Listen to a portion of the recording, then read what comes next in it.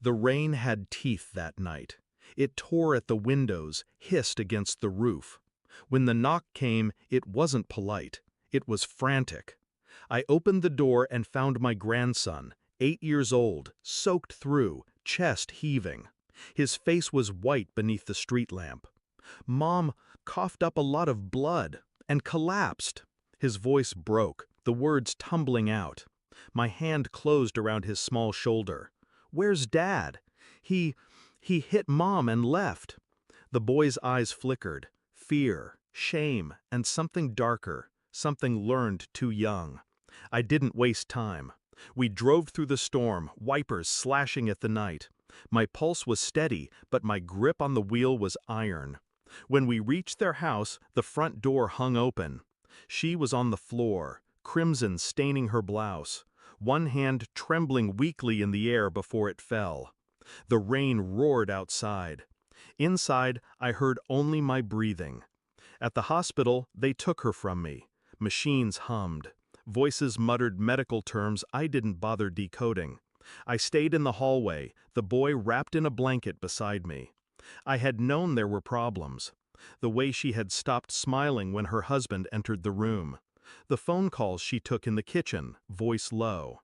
But I had believed it was stress, marital strain. Now I understood it was rot.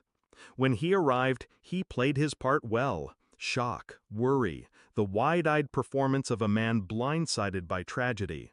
But his eyes didn't search for her, they searched for me.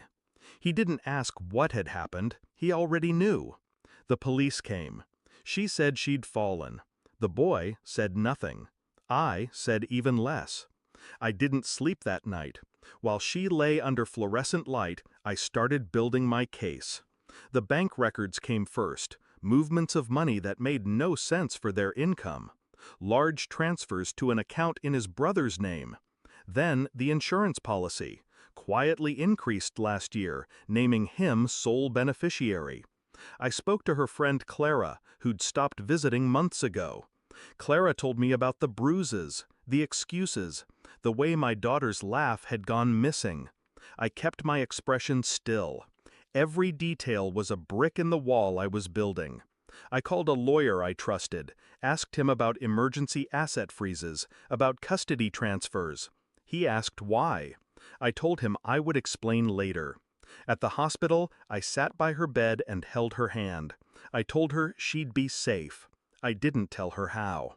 When he visited, I watched him touch her hair, watched her flinch, and I imagined the exact moment I'd remove him from her life.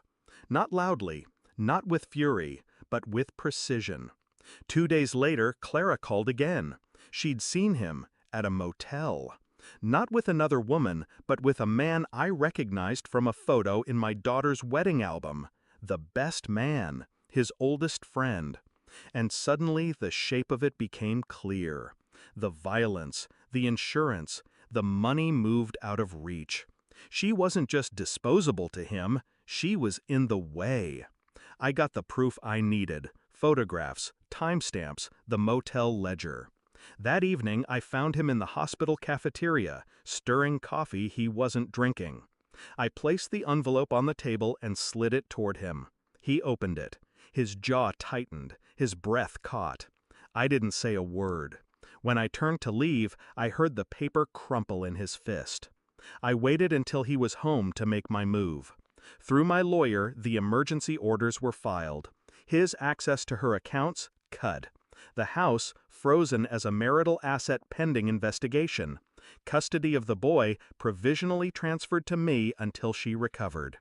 By the time he checked his accounts, they were empty to him. By the time he called his lawyer, mine had already filed the restraining order. I sent him one message: "You don't own her anymore." That night, I drove past the house. His car sat in the driveway, lights off. I imagined him inside, pacing, trying to think his way out of a box whose walls were already sealed. He had built his life on control, and I had taken it, piece by piece, without ever raising my voice. She came home a week later. Not to him, to me. The boy sleeps in the room at the end of the hall now. His laughter is cautious, but it's coming back. She doesn't know the full extent of what I did. That's fine. The truth isn't for her. It's for me. Because I've seen his face when he realized the game was over. I've seen the moment the predator understood he'd been cornered long before he noticed the cage. There's no joy in it, no triumph, only a quiet, cold certainty. Power isn't about striking hardest. It's about leaving them standing in the ruin of their own making, with nowhere left to go but down.